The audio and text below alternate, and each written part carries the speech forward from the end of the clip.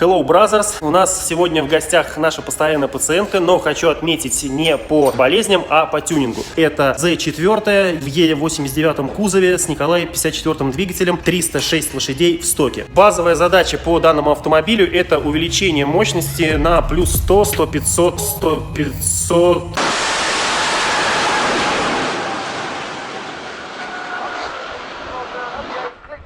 лошадиных сил, это то бишь Stage 2 в среднем. Для чего необходимо улучшение производительности впуска и выпуска. В предыдущих видео, кто смотрел, мы занимались улучшением выпуска, мы ставили даунпайпы. Почему необходимо ставить именно даунпайпы, а не просто вырезать катализатор из штаток, я там тоже объяснял. А сегодня у нас второй этап, это установка усиленного интеркулера с повышенным объемом рабочим и также установка чардж-пайпа, также усиленного, который не будет рваться при надуве плюс 100-150 лошадиных сил, как это обычно происходит со штатными чардж-пайпами. Сегодня мы пойдем от обратного, потому что владелец данной Z-ки уже заочно чипанул ее и установил внешний блок GB4 в основной короб, где у нас хранится основной блок управления двигателем DME. Простонароднее GB4 еще также обзывают жабой. Особенность данного блока в том, что его функционал позволяет играть с топливными картами и регулировать степень надува самой турбины. То бишь мы можем управлять мощностью двигателя, так сказать, не отходя от кассы, так как все управление у нас выведено на рулевое управления.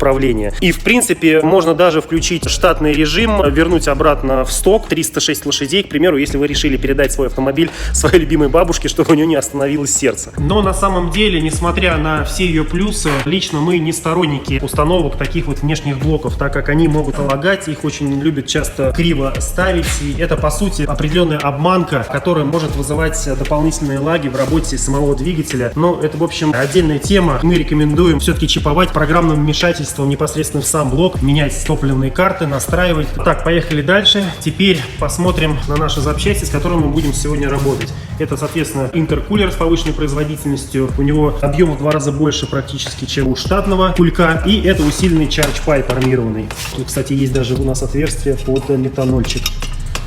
Вот. Также сегодня мы будем подкидывать впускной коллектор и заменять ТНВД.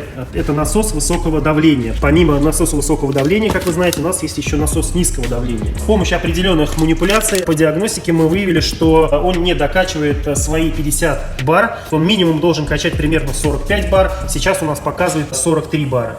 Теперь немного рекламы. Кулек и пайп, который вы сейчас видите на столе, имеются у нас в продаже по наличию. И совсем скоро они у нас появятся уже на сайтах. Цены на них будут достаточно демократичные. Мы уже на самом деле как год назад планировали выпускать в продажу небольшую линейку интеркулеров для BMW моторов с повышенной производительностью, но все никак не могли найти завод, который мог бы произвести действительно живые кульки, а не фольгу со сроком службы, там, я не знаю, 1 год. Делали неоднократные пробные закупки, тестировали и вот, наконец, наткнулись на исполнителя для Wagner, который, как многим известно, является одним из лидеров по данной теме. Вот мы немного подрасчехлились.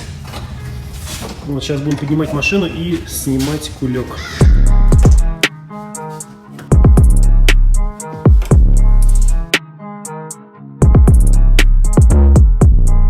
Добрались до ТНВД, вытаскиваем его.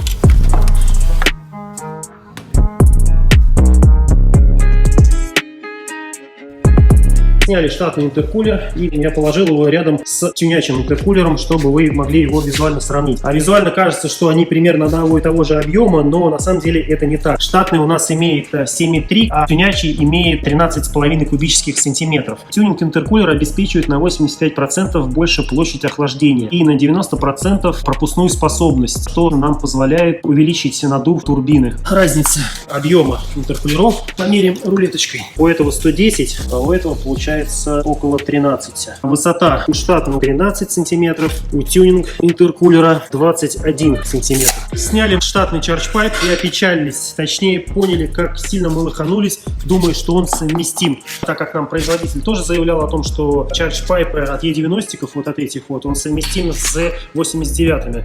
Но, как мы увидели по факту, это далеко не так. Это мы могли сами перепроверить, но почему-то мы доверились производителю и встряли в не очень приятную ситуацию. Так что нам, наверное, придется просто взять этот чардж-пайп оригинальный, промыть его и поставить обратно до лучших времен, пока не найдется, соответственно, тюнинговый с усиленным корпусом под дроссель. Вот эта часть остается штатной обычно. Это обрезается и одевается вот на такие армированные гофры, шланги, как это называется, силиконовые.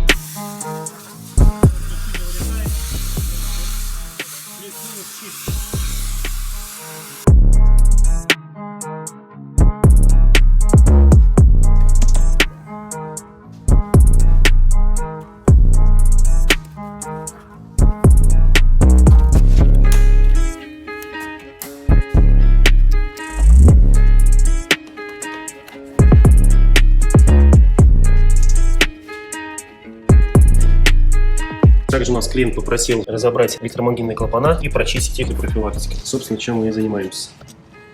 Всего элементы.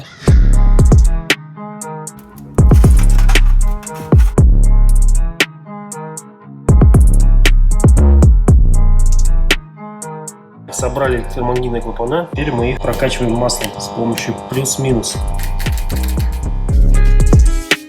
Сразу ставим.